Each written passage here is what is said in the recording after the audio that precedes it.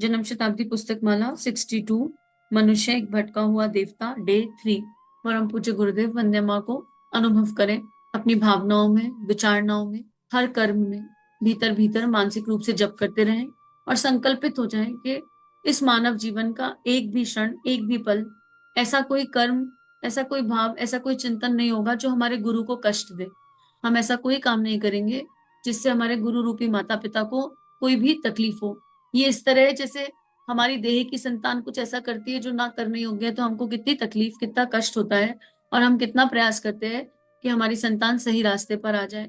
ऐसे ही वो गुरु रूपी माता पिता अनंत जन्मों से हम पर काम कर रहे हैं, अनंत जन्मों से हमारा परिष्कार करना चाह रहे हैं, अनंत जन्मों से हमको ये समझाना चाह रहे हैं कि तुम एक देवता हो जो मनुष्य देह में भटक गए हो।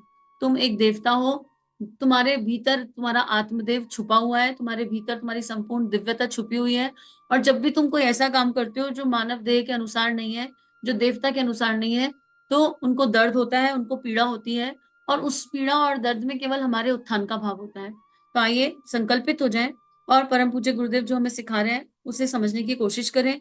परम पूज्य गुरुदेव ने हमको समस्त आकृतियों से बाहर ले आया और प्रकृतियों पर स्थित कर दिया कि हम प्रकृति देखें कि हमारी प्रकृति कैसी है, हमारे गुण कर्म स्वभाव कैसे हैं।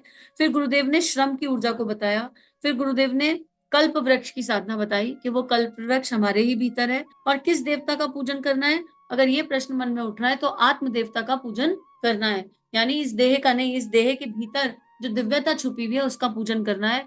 और इस देह के ऊपर जो लेयरिंग है, परम पूज्य गुरुदेव वंदे माँ के अपने गुरु के वैल्यूज और प्रिंसिपल्स को फॉलो करते हुए उस तत्व तक पहुंचना है कि हमारे भीतर वो देवता कहाँ छुपा है। और यात्रा शरणागति की है। आगे गुरुदेव इसमें समझा रहे हैं। पिछली बार गुरुदेव ने हमें कलेवर से बाहर निकाला और गुरुदेव ने बताया कि हमको देवता के जैसे जीना है। गुरुदेव ने बताया कि हमको ऐसा जीवन जीना चाहिए कि कैसी भी परिस्थिति हो हम उसमें वहां स्वर्ग बना लें। हमें लग रहा है कि नर्क समान परिस्थिति है तो भी कोई टेंशन नहीं है, क्योंकि नर्क और स्वर्ग एक इमेजिनेशन है और धरती पर ही है। जिसका स्वभाव जो है देवता जैसा हो जाएगा उसका, उसके लिए धरती पर स्वर्ग है। और जिसका स्वभाव असुर जैसा है उसके लिए धरती पर ही नर्क है। देवताओं की विशेषता गुरुदेव बताते हुए कहते हैं, मित्रों देवता की कुछ विशेषता होती है और ये विशेषता मैं चाहता हूं कि आपके भीतर पैदा हो जाए। देखो ये महाकाल की चाह है। महाकाल की चाह हर हाल में पूर्ण होगी, बस हम हाँ कह दें। तो अगर महाकाल कुछ चाहता है तो वो होकर रहेगा। और डेट भी महाकाल की मर्जी की है, लेकिन हम अभ्यास और प्रयास करें और एक एक विशेषता को नोट करके, स्वाध्याय स्व का अध्ययन है, एक एक विशेषता को चेक कर ले कि वो हमारे में कितने कितने परसेंटेज हैं। 10 में से खुद को नंबर देते चले कि जहां 10 हाईएस्ट है और 1 लोएस्ट है कि हमारे कितने नंबर हैं। तो गुरुदेव कहते हैं देवताओं की 5 विशेषता मैंने पढ़ी है। उन 5 विशेषताओं की अगर आपके जीवन में साधना शुरू हो जाए तो आप देवता के स्तर पर प्रवेश कर सकते हैं और पांचों वस्तुएं पा सकते हैं। देवता के गुणों में देवता के पास जो सिद्धि होती है उनमें से एक होती है आप्तकाम। आप्तकाम क्या होता है? आप्तकाम किसे कहते हैं बेटा? आप्तकाम वो होता है जिसकी सब मनोकामनाएं पूरी हो जाएं। मनोकामनाएं, देखो मनोकामनाएं इस शब्द में लिखा है मन से जन्मी और कामना। कामना में का अगर संधि विच्छेद करेंगे तो काम, काम की ऊर्जा क्या होती है? काम की ऊर्जा हम सबको पता है क्या होती है, जो पतन की ओर ले जाती है। तो आप्त काम क्या है? जिसकी सब मनोकामनाएं पूरी हो जाएं। तो कोई ऐसा भगवान होगा जो हमारी सारी मनोकामना, मन से जन्मी सारी कामनाएं पूरी कर देगा? हाँ, एक ऐसा देवता है, आत्म देवता है। वो क्या करेगा? अंदर कोई कामना रह ही नहीं जाएगी। जब हम गायत्री करेंगे ना तो अंदर कुछ बचेगा ही नहीं, एक भी इच्छा नहीं बचेगी, धीरे धीरे डिजायरलेस हो जाएंगे। तो आपका वो है जिसकी सब मनोकामनाएं पूरी हो जाएं। क्यों साहब? हमारी सारी मनोकामनाएं पूरी हो जाएंगी। बेशक बेटा, आपकी सारी मनोकामनाएं पूरी हो जाएंगी अगर आप देवता बनने के लिए खड़े हो जावे तब। कैसे हो पाएंगी? आप काम क्या होता है बेटा? तुम्हारी कामना का स्तर बदल देगा। स्तर बदल देने की वजह से सारी की सारी समस्याओं का समाधान हो जाएगा। हर वासना उपासना में बदल जाएगी। हर जो कामना है वो भावना हो जाएगी। भावना हृदय से जन्मती है, भावना देवत्व से जन्मती है, पर कामना वासना से जन्मती है। कामना मेरे मैं से जन्मती है, देह भाव से जन्मती है। तो और कामना हमको व्यभिचार की तरफ ले जाती है। कामना हमसे वो सब कराती है जो ना करने योग्य है, लेकिन भावना हमको भावनाशील बनाती है, देवत्व की ओर लेके जाती है। तो दैवीय भावनाएं भीतर से जन्मने लगेंगी। तो क्या कह रहे हैं गुरुदेव? कामनाओं का स्तर बदल जाएगा और सारी समस्या खत्म हो जाएगी। दुनिया में से कांटे नहीं बीने जा सकते, पर हम जूते पहनकर तो चल सकते हैं, जूते पहनकर हम कांटों की कठिनाई से छुट्टी पा सकते हैं। ये बड़ी खूबसूरत लाइन आ गई। दुनिया में से कांटे नहीं बीने जा सकते, पर हम जूते पहनकर चल सकते हैं। देखो, इस संसार में सब कुछ है, अच्छा भी है, बुरा भी है। हमारी दृष्टि किस पर टिकती है, बस वही हमारे भीतर का सत्य है। हमारी दृष्टि इस संसार की अच्छाई पर टिक जाए तो इसका मतलब हमारे भीतर का दर्पण सुंदर है, साफ है, अच्छा है, खूबसूरत है, और हम उस शक्ति को बढ़ाते चले जाएंगे।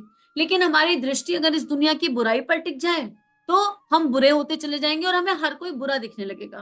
तो यहाँ पर यह नहीं कहा जा रहा कि विवेक शून्य हो जाए और कांटों पर चलना शुरू कर दें, पर यहाँ ये कहा जा रहा है कि कांटों से कोई बैर मत करो। अरे गुलाब है तो उसमें कांटा तो होगा, गुलाब को बचा के रखना पड़ेगा ना। हम क्या अपने हीरे मोती पन्ना जवाहरात को तिजोरियों में संभाल कर नहीं रखते हैं, बचा कर नहीं रखते हैं? तो प्रकृति क्यों अपनी सुंदरता को संभाल कर ना रखे? अगर कीचड़ में कमल ना खिले तो हर कोई जाकर कमल तोड़ता फिरे, लेकिन अब बहुत सारे लोग जो कीचड़ से हे करते हैं वो जाकर कमल तोड़कर नहीं लाएंगे। अरे कीचड़ में दलदल में कौन घुसेगा? तो ऐसे ही प्रकृति का हिसाब किताब है। तो हमको ये समझना पड़ेगा, इस दुनिया में प्रकाश की वैल्यू के लिए अंधकार का होना आवश्यक है, पर मुझे चिंतन अंधकार पर करने की आवश्यकता नहीं है। इस दुनिया में जीवन और मृत्यु दोनों है। जब जन्म लिया है तो मृत्यु निश्चित है, अवश्यंभावी है, लेकिन असल में देखा जाए तो ना जीवन हुआ ना मृत्यु हुई। चिंतन जीवन पर होने की आवश्यकता है, चिंतन आशाओं पर करने की आवश्यकता है। आगे शिष्य कहता है, गुरुदेव साहब हमारी तो बहुत बड़ी बड़ी कामना है। क्या कामना है भाई आपकी? हमारी कामना है कि ये सारी दुनिया हरे रंग की हो जाए और रेल सड़क खेत सब आदमी सब रंगीन हो जाए। अच्छा तो बेटे ला, हमको ठेका दे दे, हम तेरी सारी दुनिया को हरे रंग की बना देंगे। सारी दुनिया को हरे रंग का बताने के लिए तुझे कितना रुपया चाहिए? फिलहाल बेटे तू मुझको 100 करोड़ रुपए दे दे, जिससे हम पेंट मंगा लें और सारी सड़कों दीवारों की रंगाई पुताई शुरू कर दें।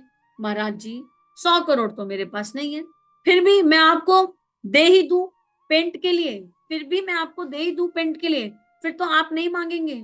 बेटे मैं 100 करोड़ लेबर के लिए मांगूंगा, तो महाराज जी आप इसमें कितना समय लगाएंगे? बेटे 100 करोड़ वर्ष में तो कर दूंगा सारी दुनिया को हरी।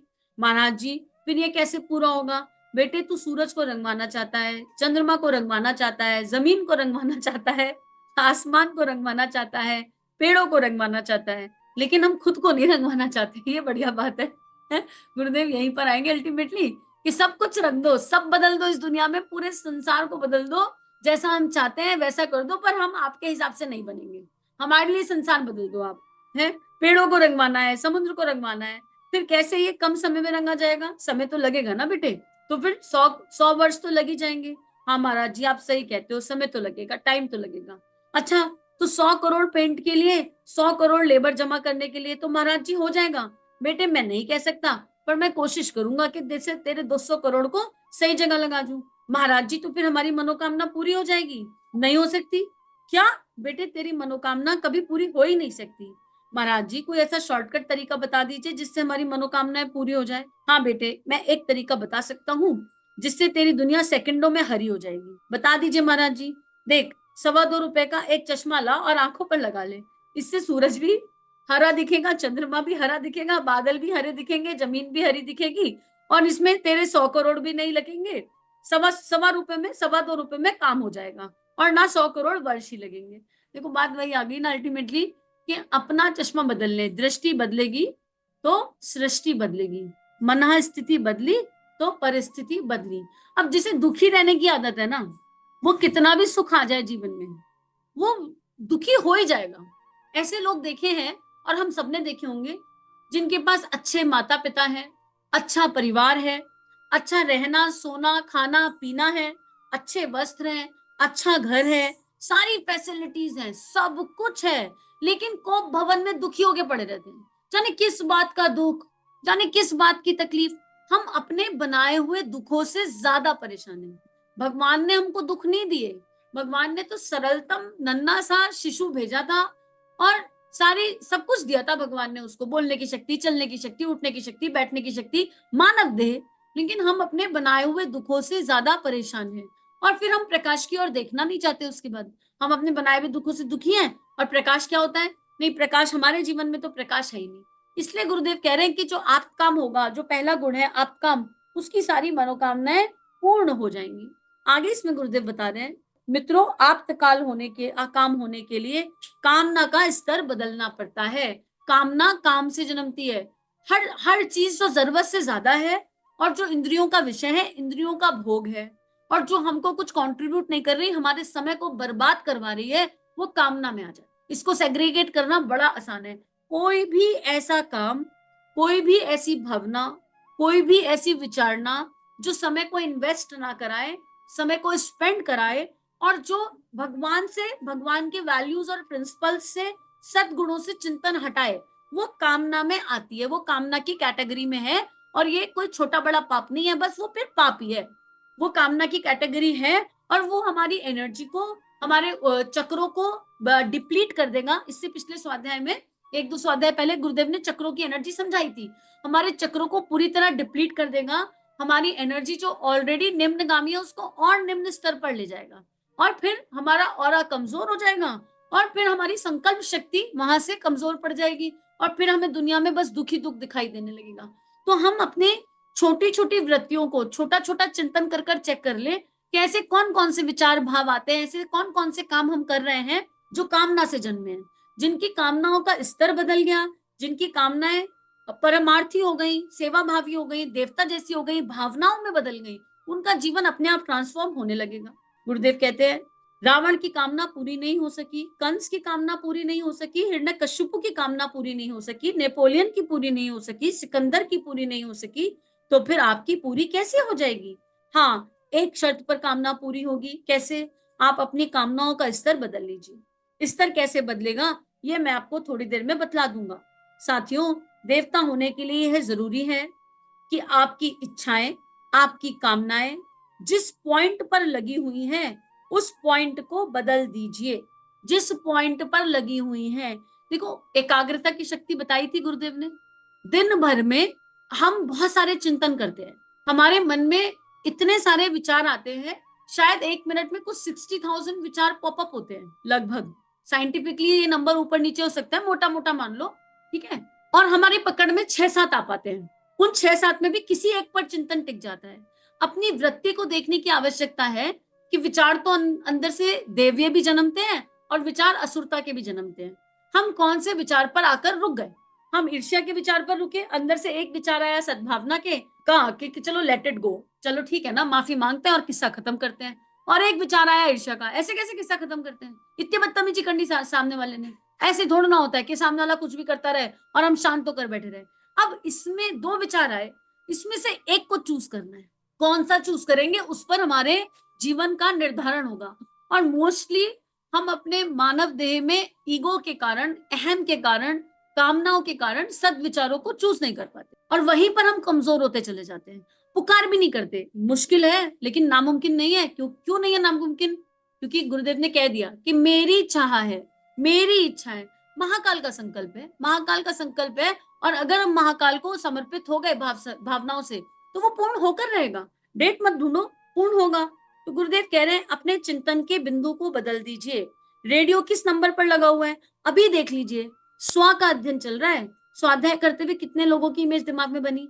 अपने और अपने गुरु के सिवा, अपने और अपने इष्ट के सिवा कोई तीसरा अगर इमेज पर है, कोई तीसरा बुद्धि पर है, चित्त पर है, भावनाओं में है, तो इसका मतलब रॉन्ग ट्रैक है, एकदम गलत ट्रैक है, स्वाध्याय नहीं चल रहा। केवल अपनी कॉपी जांचनी है कि जो गुरुदेव समझा रहे हैं उसमें और हमारे जीवन में कितना अंतर है, हमको इस खाई को कैसे खत्म करना है। तो हमारा रेडियो गलत नंबर पर है। फिर किस नंबर पर लगा हुआ है वो मैटर करता है, फिर किस भाव से लगा हुआ है।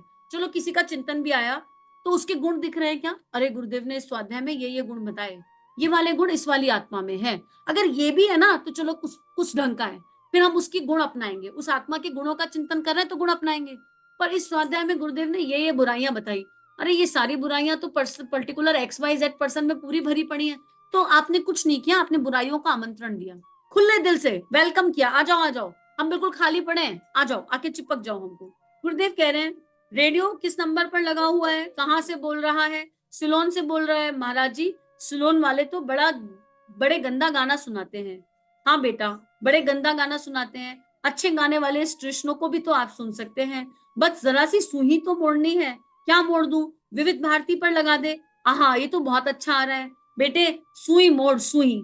अगर हम अपने विचारों की सुई को मोड़ दें, बदल पाए, अपने दृष्टिकोण को अगर बदल पाए, तो जलन और खींच जो हमको अभी खाए जा रही है, वह सब शांत हो सकती है। आ गई ना बात ईर्ष्या की, जलन की, खींच की। तो सुई तो किसी दूसरे की नहीं मोड़ सकते, सुई तो अपनी ही मोड़नी पड़ेगी। इस दुनिया में हम किसी को बदल सकते हैं? हम जब स्वयं को नहीं बदल पा रहे अपने गुरु के वैल्यूज और प्रिंसिपल्स के अनुसार, तो क्या हम किसी को बदल सकते हैं? संभव है?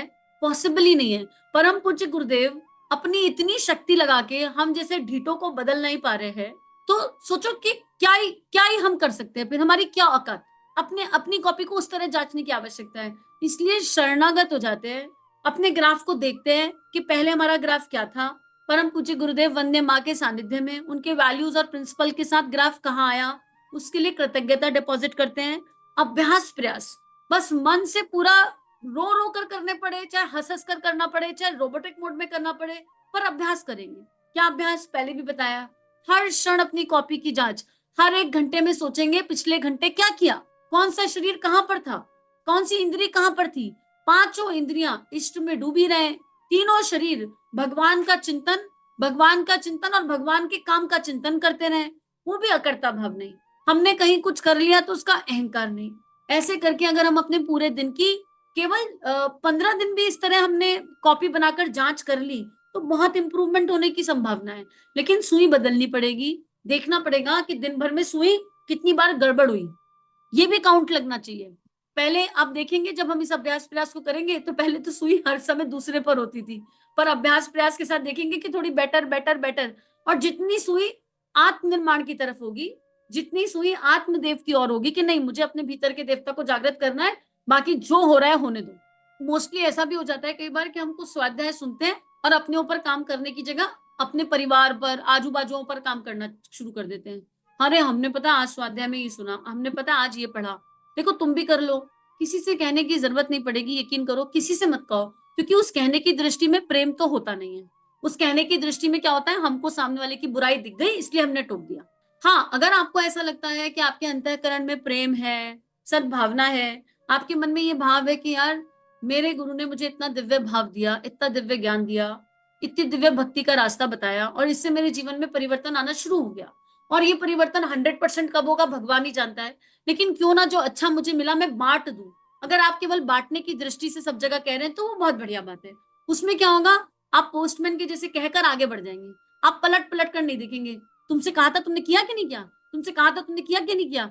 अगर ऐसा करेंगे तो एक टाइम पर ऐसा होगा कि आप ब्लास्ट हो जाओगे। लो, तुमसे कितना भी कह लो, तुमको 10 बार ही समझा दिया, तुमसे हुआ नहीं। अगर आप ब्लास्ट हो गए तो आप कर्ता भाव से कह रहे, अगर आप ब्लास्ट हो गए किसी पर और आपको अंदर चिड़चिड़ हो गई, गुस्सा आ गया, और फिर अगर आपसे कहा जाए, मान लो 1 महीने बाद कोई आपको आकर फिर बताए अरे फलाने के घर जाकर अखंड ज्योति देनी है, और आपको जैसे नंबर मिले आप डायल करो तो आपको चेहरा दिख जाए, अरे नहीं इनके यहाँ नहीं जाएंगे, बहुत बार चले गए, कुछ तो करते नहीं है ये, इनको इतनी बार ही समझा लिया, तो इसका मतलब अभी गुरु के यंत्र नहीं बने। क्यों? क्योंकि देख लीजिए गुरुदेव हमें कब से समझा रहे हैं, जो हमें गुरु से मिला है भावनाओं के स्तर पर, बस उसी को साझा करना है, उसी को बांटना है, और वो भी अकर्ता भाव से बांटना है।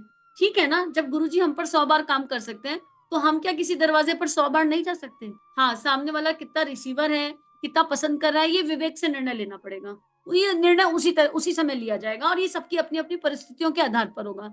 इसलिए गुरुदेव कहते हैं कि तुम बेटा अपना निर्माण कर लो, तुम अपनी सुई मोड़ लो, उपासना अच्छे से कर लो, साधना अच्छे से कर लो। आराधना तुम्हें करनी नहीं पड़ेगी, आराधना तो मैं करा लूंगा, आराधना करनी नहीं पड़ती, आराधना हो जाती है। तो हमको ये चिंतन करने की आवश्यकता है कि हमारी कामनाएं किस दिशा में है, उन कामनाओं को भावना में कैसे बदलना है, हमारी वासनाएं किस दिशा में है, उन वासनाओं को उपासना में कैसे बदलना है, क्योंकि कामनाएं और वासनाएं कभी किसी की पूरी नहीं हुई, और ये पूरी हो भी नहीं सकती। एक कारण क्या है, गुरुदेव लिखते हैं जितनी तेरी कामनाएं पूरी होती चली जाएंगी, उतनी हिसाब से तेरी खींच कम नहीं होगी, वरन बढ़ती चली जाएगी। क्योंकि एक कामना पूरी होगी, दूसरी दिख जाएगी, दूसरी पूरी होगी, तीसरी दिख जाएगी। ये एक तरह का एक इनफाइनाइट कुआं जैसा है। संपत्ति बढ़ेगी तो तेरी खींच बढ़ेगी, संतान बढ़ेगी तो खींच बढ़ेगी, पद बढ़ेगा तो खींच बढ़ेगी, हर चीज खींच बढ़ाने वाली है। इच्छा या कामना दूर से बहुत खूबसूरत मालूम पड़ती है, इच्छा और कामना दूर से बहुत खूबसूरत मालूम पड़ती है, लेकिन जब वह हमारे नजदीक आती है तो हमको इतना बेचैन करके आती है कि इसका क्या कहना। और ये बेचैनी जिन्होंने जी है ना वही जानते हैं। इच्छा चाहे आध्यात्मिक हो चाहे संसारिक हो, पर बहुत उथल पुथल मचा देती है, बहुत परेशान कर देती है, बहुत मन को ऊपर नीचे कर देती है। अब पता नहीं, एक एग्जाम्पल लेने जा रही हूँ, उचित है या अनुचित नहीं पता, लेकिन जब हम इस राह पर चलते हैं तो इस तरह के प्रश्न भी सामने आ जाते हैं। मेरे सामने एक प्रश्न आया, इतनी बड़ी बड़ी बातें, ये जो स्वाध्याय आप करती हो, अगर आपकी अपनी संतान आपकी आंखों के सामने चली जाए तो आप क्या रोएंगे? नहीं, देह भाव से मुक्त हो जाओ, देह भाव से मुक्त हो जाओ करते रहते हैं, तो क्या देह भाव से मुक्त हो जाएंगे? तो एक पल के लिए मन में पॉज आया, एक क्षण के लिए मन में पॉज आया, फिर उत्तर गुरुदेव ने ये दिलवाया कि क्यों नहीं रोएंगे, भावना है, इंसान है, मानव है, रोएंगे, बहुत रोएंगे, बहुत रोएंगे। कब तक रोएंगे नहीं पता, रोना आएगा, लेकिन दुख से नहीं रोएंगे, दुख से नहीं रोएंगे, शिकायत से नहीं रोएंगे। कोई शिकायत नहीं करेंगे ईश्वर से, कभी भी शिकायत नहीं करेंगे। इनसे कहेंगे आपका था, आप ले गए, पर उसकी स्मृतियों को ताजा रखने के लिए जो बन पड़ेगा वो बन करेंगे, जो उस समय की परिस्थिति होगी वो कर लेंगे, हॉस्पिटल बनवा देंगे याद में, वृद्धाश्रम खुलवा देंगे याद में। श्री की कमी नहीं पड़ती जब आप दिव्य काम करने जाओ, बहुत सारे साथी याद साथ मिल जाएंगे, उसकी मेमोरी में कुछ दिव्य काम कर देंगे, उसकी मेमोरी में बहुत सारे बच्चों को पाल देंगे, बहुत सारे बच्चों से जाकर जुड़ जाएंगे। रोएंगे, रोएंगे क्यों नहीं, भावनाशील है, रोएंगे, बहुत रोना आएगा, डेट भी नहीं पता, हो सकता है सारी जिंदगी आंसू आए जब जब याद करें, लेकिन दुख से याद नहीं करेंगे, हमेशा सदगति सद्भावना से याद करेंगे, प्रेम से याद करेंगे। और दूसरा उत्तर गुरुदेव ने ये दिलवाया कि ये प्रश्न उन्हीं के मन में आता है जिनके मन में गुरु के प्रति विश्वास नहीं होता, क्योंकि मुझे तो विश्वास है, मुझे विश्वास है कि मेरा गुरु मेरे इस देह को इन्वेस्ट कर रहा है, तो अपनी उस देह का भी इन्वेस्टमेंट कर ही लेगा ना कहीं, वो मेरी थोड़ी ना है, वो देह उन्हीं की है, उसका इन्वेस्टमेंट भी गुरुदेव करेंगे, कुछ ना कुछ उन्होंने सोच के रखा होगा, कुछ ना कुछ प्लानिंग होगी महाकाल की। पर जब महाकाल की प्लानिंग से जीवन चल रहा है तो फिर अपने को क्या विचार करने की आवश्यकता है? तो जब आप इस यात्रा पे चले तो फियर से निकलने के लिए ना मैक्सिमम सोच लीजिए, तो अपने आप को जब हम अपनी सुई अपनी तरफ होगी और हम सारे बह विजुलाइज करके देख लेंगे और सारे बह से निकल जाएंगे, तो श्रद्धा और विश्वास जो है ना वो अंदर बहुत हाई एंड पर मैनिफेस्ट होने लगेगा, और बाकी तो जब परिस्थिति आती है तब समझ में आता है। तो गुरुदेव इसी में कह रहे हैं कि बेटा, कामनाओं को पूरी करने की होड़ में कुछ नहीं मिलने वाला, जब तक ब्याह नहीं होगा तब तक मन करेगा ब्याह हो जाए, ब्याह हो जाए, ब्याह हो जाए, और जब ब्याह हो जाएगा तो सुख और दुख साथ साथ चलेगा। चल तेरा ब्याह करा देता हूँ, फिर बीबी याद आएगी, फिर लाइए, कहेगी नायलन की साड़ी लाइए, फिर कहेगी जेवर लाइए, फिर कहेगी अंगूठी लाइए, फिर कहेगी अरे 200 रुपए महीना मिलते थे, मौज करते हैं, लेकिन ये कहाँ से आ गई, 200 रुपए महीना में तू अकेला मौज करता था, अब ये कहाँ से आ गई, अब 200 रुपए में तो कपड़ा लत्ता भी नहीं होगा, तो बेटा अब जाओ फिर चोरी कर लो, फिर कुछ पैसा कमा कर लाओ, बीवी की रिक्वायरमेंट तो, बीवी की डिमांड तो तुम पूरी करोगे, फिर बच्चे आ जाएंगे, तो बेटा तेरी उलझन बढ़ती चली जाएंगी, बढ़ती चली जाएंगी, फिर तू कहेगा अब ये बच्चों की परेशानी कहाँ से आ गई, अब खर्चा बढ़ गया, पहले ब्याह होने से सुख माना था वो भी नहीं मिला, फिर लगा बच्चा होने से सुख मिल जाएगा वो भी नहीं मिला, तो तू बता बेटा सुख है कहाँ? ये चिंतन तुझे स्वयं करना पड़ेगा कि सुख है कहाँ। और मित्रों, सुख बाहर कहीं नहीं है, सुख अंदर ही है। तो आज इस स्वाध्याय को यहीं पर विराम देते हैं और ये चिंतन करें कि हमारा सुख कहाँ पर है। अगर 100 लोग एक किताब पढ़ते हैं या एक चिंतन करते हैं ना, तो 100 के उत्तर अलग अलग हो सकते हैं, क्योंकि हमारे गुण, कर्म और स्वभाव अलग अलग है। हर आत्मा का सुख अलग है। बस हमको ये सेग्रीगेट करना है कि हमारा सुख कहाँ है भीतर। और यहाँ पर देह के सुख की बात नहीं की जा रही। सुख दो तरह के होते हैं, एक आत्मिक सुख, एक दैहिक सुख। दैहिक सुख हमेशा टेम्परेरी होगा, आत्मिक सुख परमानेंट होगा। तो आइए उस परमानेंट आनंद की ओर चलते हैं। परमानेंट जो होगा वो सुख दुख से परे आनंद और परमानंद होगा। तो आइए उस परमानेंट की ओर चले जिस तरह गुरुदेव हमें चला रहे हैं।